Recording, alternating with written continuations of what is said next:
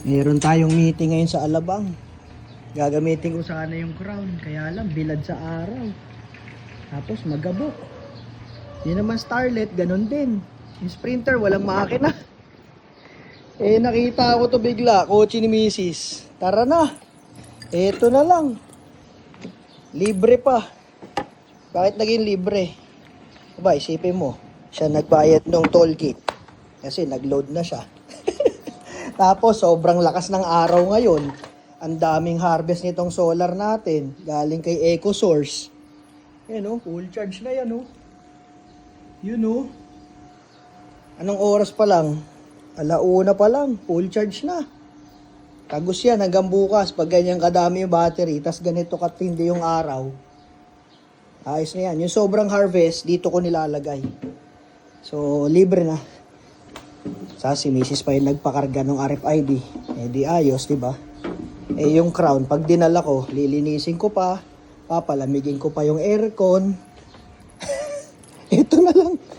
Pang mabilisan lang. Tingnan natin ngayon kung ilang percent yung makukonsume. Ito, pang malapitan. Libre din yan. Full EV. Tingnan natin ngayon ilang percent itong BYD ni Mrs. Tingnan natin ha. Ilang percent yan. Sige nga. 40%. O pupunta tayo sa Alabang. Mag-reset tayo ng trip meter. Zero natin. Trip B. Okay. 0, alis tayo sa bahay. 40%. Oras natin 1:13 ng hapon. 119 na daw yung tatakboy nito. Alabang ilang kilometers lang naman yun. Pero mabilis yan kakainin kung hataw ka ng hataw. So, huwag tayong hataw ng hataw syempre. Kahit EV yan, tumatakaw din yan. Kahit anong sasakyan, basta ihataw mo ng ihataw, persado. Ano din yan, tawag dito. Malalakas din ang konsumo. Yung lumalabas na warning, gulong malambot daw. So, tara. Biyahe na tayo. 40%. 1:14 tayo alis. Tingnan natin ilan na matitira pagdating natin doon sa may Zapote Road. Nandito na tayo ngayon. Sa may, anong lugar to, Sir Saldi? Sa Almansa. Almansa. Alabang to, Sir? Alabang. So, ang tinakbo natin ay 34.8 kilometers. Ang natira sa 40% natin ay 26%. Ayan ang oras. Malis tayo 1:15, di ba?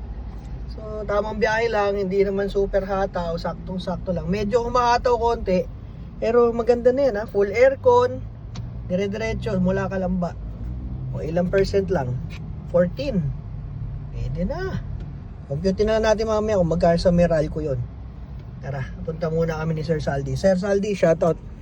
Varta, Philippines. Varta Las Piñas. Thank you. Alright, let's go. Okay, so nakalipat ako ng pwesto dito kay Sir Saldi sa Varta Las Piñas. Ang battery natin ngayon ay check natin ha. Tapos na yung aming meeting. 25%. Oras natin ano ba to? 5:19 ng hapon.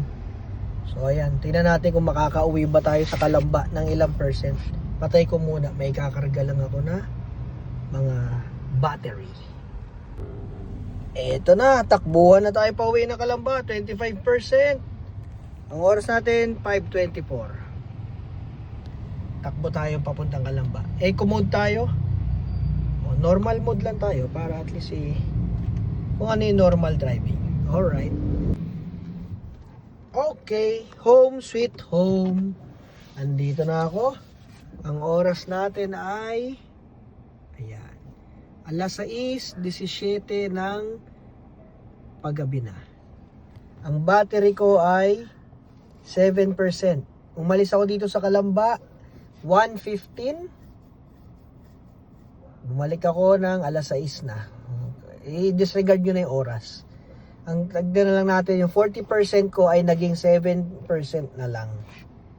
Yan, naging 7% ang aking baterya. Real talk mga kaibigan, papunta naka-normal mode ako, pero pagdating ng Alabang, na medyo masikip na yung kalsada, nag-eco mode ako. Papunta ha. Tapos pabalik, buong biyahe, kala ko magno-normal mode ako kasi 25% pa. Nakita ko traffic pala doon sa may bandang Las Piñas na yata yun eh. So, nag-eco mode na ako buong biyahe pa uwi. So, ayan. Real talk yan ha. Wala yung halong sales talk tungkol sa mga EV kasi ito naman ay uulitin ko lang sa mga bago lang nakapanood sa atin. Hindi po ito sponsored. Ito po ay binili namin ng cash dahil gusto ko ma-experience ang magkaroon ng full EV. Dahil meron na akong mga sasakyan na gas, merong diesel, full EV naman yung sinubukan natin. So, ayan. May natira pa akong 7%.